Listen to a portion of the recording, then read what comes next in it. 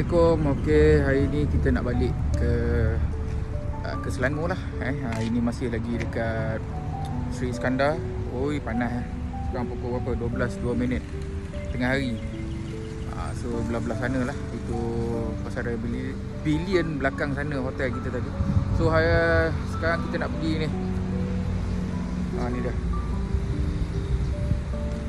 Kopok Snack House. Kita nak belilah oleh-oleh nak bawa balik ke Selangor. Alright, jom kita tengok apa ada.